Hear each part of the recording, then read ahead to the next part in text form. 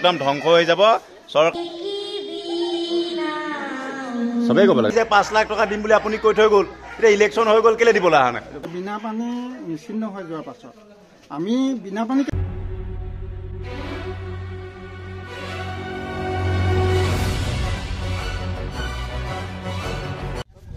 নমস্কাৰ বন্ধু বান্ধৱীসকল মই নিত্য নিৰঞ্জন বৰাই স্বাগতম জনাইছোঁ মোৰ ইউটিউব চেনেললৈ আপোনালোকে দেখিছে মই এটা ৰংগমঞ্চৰ পিছফালে আছোঁ কেলে পিছফালে আছোঁ দেখাম আজি 1974 চনতে এই ৰংগমঞ্চটো মানে স্থাপন হৈছিল ৰংগমঞ্চটো নহয় পুথিভঁৰালটো নৱজাগৰণ পুথিভঁৰাল স্থাপন হৈছিল আৰু সেই স্থাপনৰ আজি স্বৰ্ণ জয়ন্তী উদযাপন কৰিবলৈ লোৱা হৈছে স্বৰ্ণ জয়ন্তী উদযাপন কৰিবলৈ প্ৰথমতে আমাৰ বেনাৰ চেনাৰ লগাই লৈছে আমাৰ এটা আজিৰ পৰা উদযাপন কৰা হ'ব আজিৰ পৰা আমাৰ উদযাপন বৰ্ষ আজিৰ পৰা পালন কৰা হ'ব নহয় জানো উদ্বোধনী অনুষ্ঠান আজি আৰম্ভ হৈছে প্ৰথমে আমাৰ এতিয়া ধুনুহেঁতে বেনাৰ আৰম্ভ কৰিছেই দাদুদাহঁতে হেৰি কৰিব কেনেকুৱা লাগিছে মজা হৈছে ধুনীয়াটি হৈছে আগতকৈ ভাবিছোঁ নাই আগতকৈ ধুনীয়াটি হৈছে কৈ লওক ৰাইজেহে কৈছে মইতো ধুনীয়া হোৱা নাই বুঢ়া হৈ আহিছে দেখাত নকয় এই কওক আমাৰ প্ৰথমতে বন্তি প্ৰজ্বলন হ'ল ককাই বন্তি প্ৰজ্বলন কৰিলে ভূমিত এটা বন্তি প্ৰজ্বলন কৰিলে এতিয়া আমাৰ হেৰি হ'ব পতাকা উত্তোলন হ'ব বেনাৰ এইফালে পতাকা উত্তোলন কৰি আছে বন্ধু বান্ধৱীসকল দেখাই আছোঁ ফুলেনদাই কৰি আছে দীপুদা সহায় পুতুলদাই একদম ধুনীয়াটি হৈ ৰৈ আছে পৰাজীৰ্ণ বেৰ এখন আছে আমাৰ এই বেৰ এখনতে ৰাখিছোঁ মানে আমাৰতো নিজৰ পইচা নাই ইমান ডাঙৰ হেৰিটো বনাবলৈ চাওক আমাৰ চৰকাৰে দিম বুলি কৈ এতিয়ালৈকে দিয়া নাই এয়া বেনাৰ লগাই দিছোঁ ভগা ঘৰ এইফালে ওপৰত টিঙৰ ফুটা আমাৰ বিধায়ক মহোদয় ভলীবল খেলাত আহি 5 লাখ টকা দিম বুলি ক'লে বিধায়ক মহোদয় 5 লাখ টকা দিম বুলি ক'লে কিন্তু নিদিলে এয়া এটা ঘটনা এইটোৱে হ'ল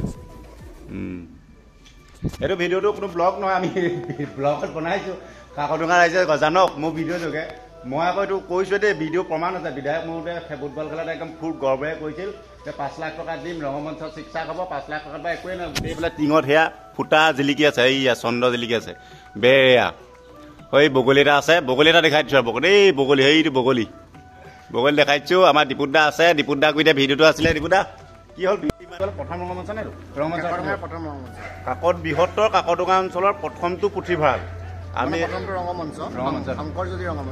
তাৰমানে এতিয়া যিবিলাক ৰংগমঞ্চ আছে চব পিছত অহা প্ৰথম আছিলে স্বৰ্গীয় হেমপ্ৰকাশ নাৰায়ণদেৱে এই মঞ্চটো দিছিলে তাৰপিছত মঞ্চটো বৰ্তমান যোৱাদিনৰো আমি বিধায়ক মহোদয়ৰ ওচৰত বহুতবাৰ বিচাৰি গৈছিলোঁ তাৰপিছত শেষত তেওঁ যোৱা বছৰ আমি ভলীবল খেললৈ নিমন্ত্ৰণ জনাইছিলোঁ চৰকাৰৰ বিধায়ক মহোদয়ে তেতিয়া কৈছিলে আমাক যে আমি 5 লাখ টকা এটা এপ্ৰিল মাহত আহি নিজে দিম কিন্তু আজি কোপতি দিয়া নাই আমাৰ দুখ লগা অৱস্থা মঞ্চটো গতিকে আমাৰ এই কেওখন গাঁৱৰ মানে শৈক্ষিক বৌদ্ধিক উত্তৰণৰ কাৰণে এই অনুষ্ঠানটোৱে বহুত অগ্ৰণী ভূমিকা লৈ আছিলে গতিকে এতিয়া আমাৰ যেতিয়া ফুটবল খেললৈ আহিছিল যে ইলেকশ্যনৰ আগত আহিছিল ইলেকশ্যনৰ আগে আজি সন্ধিয়া মই এই কথা ক'বলৈ পাই ভাল পাইছোঁ এই মঞ্চটোৰ বাবে বহাগ মাহত আৰম্ভ হোৱা আমাৰ নতুন বছৰটোত 5 লাখ টকা মই ইয়ালৈ আগবঢ়াম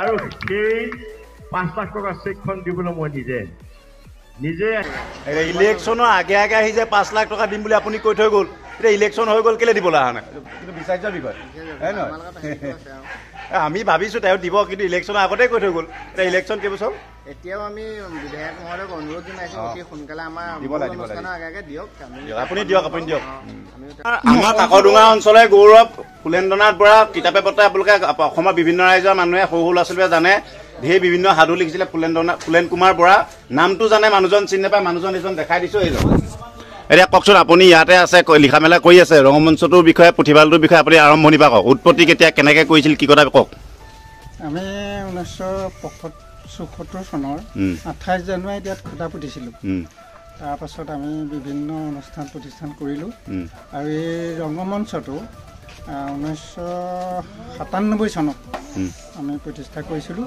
এই ৰংগমঞ্চৰো এতিয়া সোণালী জয়ন্তী সম্ভৱ হ'ল আমাৰ সেইখিনি নথি পত্ৰ নাই কাৰণে আমি উলিয়াব পৰা নাই পুথিভঁৰালটো মাজে মাজে আমাৰ উত্থান পতনৰ মাজেদি আহি আছে আপুনি প্ৰথম পৰা আছে জন্মলগ্নৰ পৰা আছে মই প্ৰতিষ্ঠাকালীন সম্পাদক মই আছিলোঁ আৰু আমাৰ সভাপতিজন ইতিমধ্যে ঢুকাইছে আৰু আমাৰ প্ৰতিষ্ঠাকালীন সদস্যসকলৰ ভালেকেইজন ঢুকালে আৰু আমি মাত্ৰ কেইজনমান আছোঁ আৰু প্ৰতিষ্ঠাকালীনৰ পৰা মই সম্পাদক হিচাপে 16 বছৰ 90 চনমানলৈকে আছিলোঁ গতিকে এতিয়া এই সোণালী জয়ন্তীত মই খুব আনন্দিত হৈছোঁ কাৰণ আমি অনুষ্ঠান এটা জন্ম দিছিলোঁ সেই অনুষ্ঠানটোৱে সোণালী জয়ন্তী বৰ্ষ উদযাপন কৰিবলৈ উদযাপন কৰিছে আৰু আমিও পাইছোঁ গতিকে মই যথেষ্ট গৌৰৱান্বিত আৰু মই আনন্দিত হৈছোঁ। এতিয়া আপুনি কওকচোন যে জন্ম কাকডোঙাৰ প্ৰথম এইটো কি কয় পুথিভঁৰাল নহয় তেতিয়া ক'তো আছিল নেকি? পুথিভঁৰাল কাকডোঙাত প্ৰথম পুথিভঁৰাল আমাৰ ইয়াতে তেতিয়া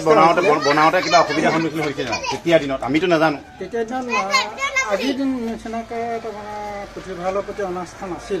তেতিয়া যথেষ্ট আগ্ৰহী মানুহখিনি আৰু আজিৰ দিনত পুথিভঁৰালৰ প্ৰতি অনাস্থা আহি গ'ল মানুহবোৰে কিবা মন নকৰা হ'ল। পাঠকে নাজানে আমাৰ ছ'চিয়েল মিডিয়াই তাৰমানে আমাক যথেষ্ট মানে অপকাৰ কৰিছে কিতাপৰ ক্ষেত্ৰত হয় নহয়। তাৰপৰা আৰু এটা কথা হ'ল কি যে 1951 চনত কাকডোঙাত প্ৰথম পুথিভঁৰালটো ইয়াতে প্ৰতিষ্ঠা। 1951 চনত কাকডোঙা মানে মোৰ মতে দেৰগাঁও চেৰগাঁৱতকৈ মোটামুটি এইটো সমলগ্ন হ'ব নাজানিম, কিন্তু 1951 চনত ইয়াতে পুথিভঁৰালটো প্ৰতিষ্ঠা হৈছিলে। সেই পুথিভঁৰালটোৰ নাম আছিলে বীণাপানী পুস্তকালয়। বীণাপানী নহয় বীণাপানী পুস্তকালয়। আৰু সেই বীণাপানী পুস্তকালয়টো 1970 চনমানত ভাগি ছিগি গ'ল। আৰু সেই ভাগি ছিগি প্ৰথমতে ইয়াৰ নামটো বীণাপানী আছিল। বীণাপানী পুস্তকালয় আছিলে। পুস্তকালয় তাৰপৰা নৱজাগৰণ পুথিভঁৰাল।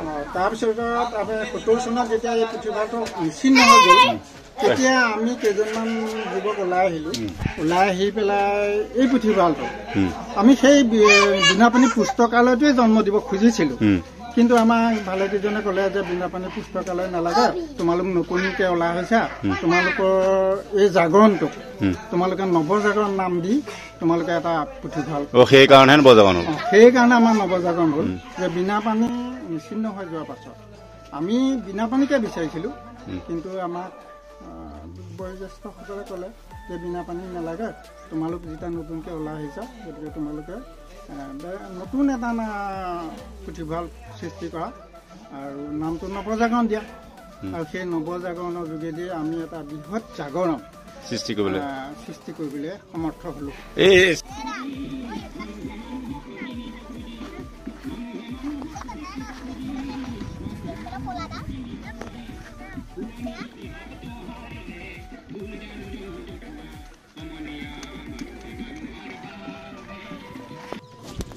এতিয়া আমাৰ মাজত কবিতা লিখি কৰিব লাগিব দেই। আমাৰ ৰাইজৰ কাৰণে মাইক লৈ লৈছোঁ আকৌ বেয়া পোৱা নাই। এইটো মাত্ৰ ইয়াৰ মাতো দিব নাই, এইটো গঢ়ি দিব নাই বাৰু ঠিকে আছে।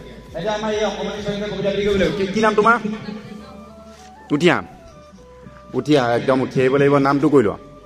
এইটো মই লৈ আছোঁ, তুমি কোৱা নামটো কৈ দিয়া ধুনীয়াকৈ ক'ব লাগিব। কেনেকৈ কোৱা? এইফালে একদম দাদাহঁতে চাই আছে দেই, বাইদেউহঁতেও চাই আছে, ভণ্টিহঁতেও চাই আছে।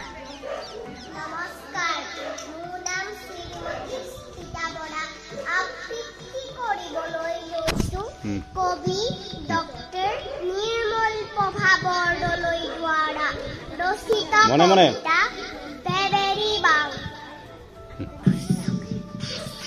কথাই তাই চুচুক চামাকৈ জুপুক জাপাক বুধাৰ পেটত আছিল কথপিৰৈ বুয়ুক পায়াক চকুৰে চাই মুলুক দিও আহিল গুজুক গাজাক কথাৰ মেল তিনি বৰমান বহি ভুটুক খানাক চাহ পানী খাই তামোল মাটাক মাটাক মুলুক দিও যাবলৈ ওলাল খৰম খতম খাটাক। কথাই খালে ওলাব নোৱাৰা হৈ ভাত উতলা দি উতলি আছিল ভুটুক ভাটাকৈ। ভল ভূঞা বুঢ়াৰ বল ভূঞা মুখ এবাৰ সুধো নাপাই ধুলুক ঠায়াক বাগৰি পৰি কথাই টুপুক টাপাক বুটলি লৈ পেটত ভৰালে ঠাহি মুলুক দিৱে বাট তুলিলে মুচিক মাছাক হাঁহি। ধন্যবাদ। খুব সুন্দৰ, খুব সুন্দৰ। এতিয়া ইয়াৰ পিছত গান কোনে গাব? গান গোৱা আমাক লাগিব। গান গোৱা কোন আছে? কোনে গান গাব? হা দুইজনী আহা উঠি আহা। এতিয়া আমাৰ গান গাব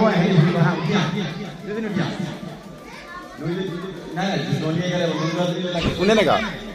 এইফালে পটাপট আহা, চেলুট পিন্ধি আহ। নামটো কৈ দে। তোমাৰ নাম? ওচৰলৈ ওচৰলৈ নামটো কি নমস্কাৰ মোৰ নাম শ্ৰীমতী অনুষ্কা বৰা মাতটো কিবা অকণি মাতিলে আৰু তোমাৰ নাম নমস্কাৰ মোৰ নাম শ্ৰীমতী অভিলাষা বৰা এতিয়া কি গাবা গান গাবা গোৱা কোনটো গান গাবা গোৱা বেছি নাই অকণমান গ'লে হ'ব গোৱা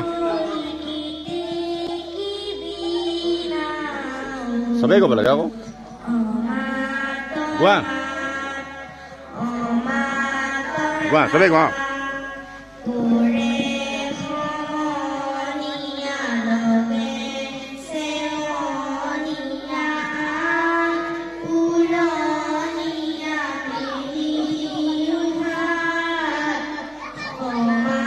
গোৱা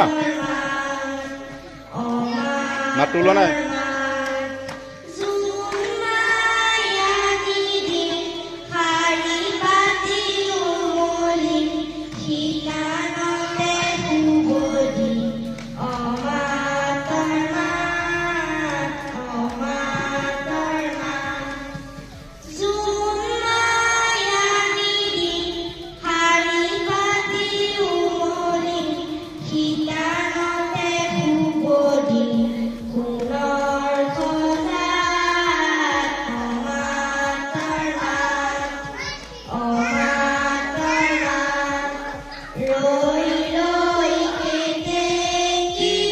Wow.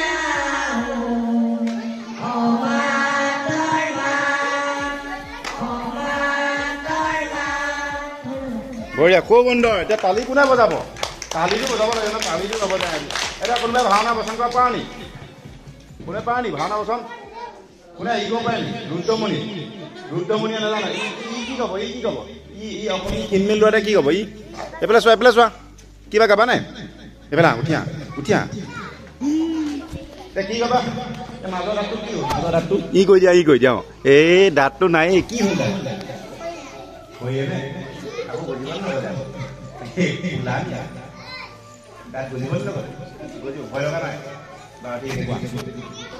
নমস্কাৰ মোৰ কাইছ মই এটা কবিতা মনে কবিতাটোৰ নাম হ'ল আমাৰ ঘৰৰ ওচৰতে মাহীদেউ ঘৰ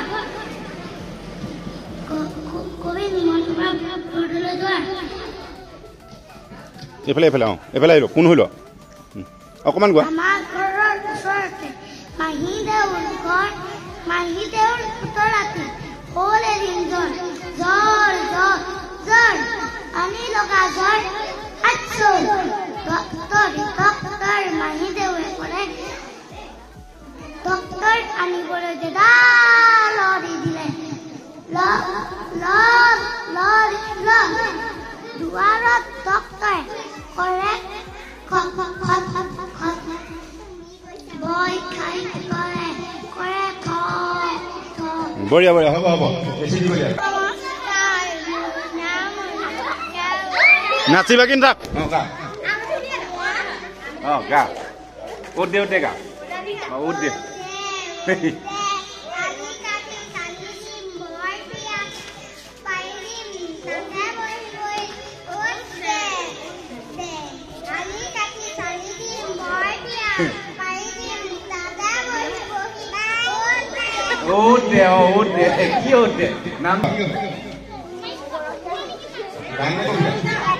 গৰখীয়া কম্পিউটাৰ গান গাব আমি শুনিম চবেই গোৱা আৰু এইটো আমি সামৰি দিম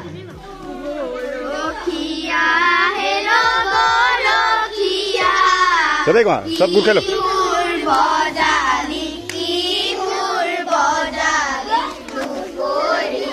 চবেই গোৱা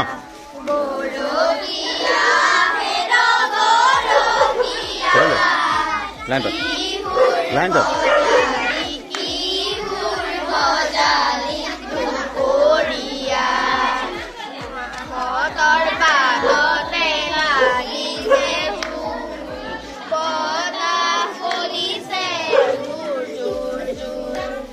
আমাৰ দৰ্শক মণ্ডলীক দেখালো আমাৰ সোণালী জয়ন্তী বৰষাই পেলাই মানে হৈ আছে আমাৰ হৈ গ'ল আজি উদযাপন কৰিলোঁ দীপুদা আজি আমি খতম কৰি লোৱা নহয় নেক্সট কি পাৰিম নেক্সট প্ৰথম অনুষ্ঠান নেক্সট আমি নাৰী দিৱস পাতিম মাৰ্চৰ 7 তাৰিখে নাৰী দিৱস সেইটো মানে আমাৰ সোণালী জয়ন্তী বৰ্ষৰ লগত সংগতিৰাখী অনুষ্ঠানটো হ'ব গতিকে সকলোৰে সহায় সহযোগিতা বিচাৰিছে আমাৰ অঞ্চলবাসী ৰাইজৰ ঠিক আছে বন্ধু বান্ধৱীসকল সোণাৰী জয়ন্তী বৰ্ষৰে ছাত্ৰ ছাত্ৰীৰ লগত অনুষ্ঠান দেখালোঁ। আমাৰ এইটো অনুষ্ঠান কিমান চনৰ পৰা হ'ল কাকডোঙাত প্ৰথম আৰম্ভণিৰ পৰা এইটো প্ৰথম ৰঙমঞ্চ হৈছিলে, প্ৰথম পুথিভঁৰাল হৈছিলে কাকডোঙা, বৃহত্তৰ কাকডোঙা অঞ্চলৰ প্ৰথম ৰঙমঞ্চ আপোনালোকৰ বিষয়ে ক'লোঁ। মোৰ গাঁৱৰ অনুষ্ঠান কাৰণে ভিডিঅ'টো বনাই ৰাখিলোঁ। আপোনালোকে ভুল ভাবিব নালাগে যে আজি ব্লগৰ মাজত গাঁৱৰ অনুষ্ঠানটো উলিয়াই দিলে অলপ লেমিলেমিয়া হ'ল। দেখাই দিলোঁ ছাত্ৰ ছাত্ৰী মন ভাল ল'বৰ কাৰণে অকণমান অনুষ্ঠানো দেখাই দিলোঁ। কেনেকুৱা লাগিলে ক'ব, চাই মেলি ক'ব। আৰু আজিকালি ৰাইজে কিতাপ পঢ়িবলৈ বাদ দিছে, কিতাপ পঢ়িবলৈ লওক, নতুবা এনেকুৱা পুথিভঁৰাল কিন্তু চৰকাৰে পইচা দিলেও নাথাকিব, একদম ধ্বংস হৈ যাব। চৰকাৰে পইচা যিমানেই দিয়ক, ৰাইজে যদি নপঢ়ে কিন্তু পুথিভঁৰাল শব্দটোৱে থাকিব, কিন্তু তাত পুথিও নাথাকিব আৰু পঢ়োতাও নাথাকিব। সেইকাৰণে সকলোৱে কিতাপো পঢ়িবলৈ লওক, ইণ্টাৰনেটো চলক, ফেচবুকো চলক। আৰু ইয়াকে কৈ আজি অনুষ্ঠানটোৰ পৰা সামৰণি মাৰিলোঁ। দাদা ইয়াৰ পৰা কৈছোঁ না, মই মোৰ ভিডিঅ'টো কৈছোঁ যে পুথিভঁৰাল শব্দটোত চৰকাৰে পইচা দিলে নহ'ব, ৰাইজে যদি পুথি নপঢ়ে। পুথিভঁৰাল শব্দটোৱে আছে, কিন্তু আজিকালি পুথিভঁৰালত দৰ্শক নাযায়, মানে পঢ়িবলৈ নাযায় ৰাইজ। সেইকাৰণে পঢ়িবলৈও যাওক আৰু অনুষ্ঠানবিলাক বজাই ৰাখক। ইয়াকে কৈ আজি মোৰ ভিডিঅ'টো সামৰণি মাৰিলোঁ। ধন্যবাদ। কিবা ক'ব? ক'বলগীয়ানো কি, সকলোকে ধন্যবাদ জনাইছোঁ আমাৰ এই ভিডিঅ'ৰ যোগেদি। গতিকে আমাৰ অনাগত দিনত আমাক সহায় সহযোগিতা আগবঢ়াব। ঠিক আছে, ধন্যবাদ।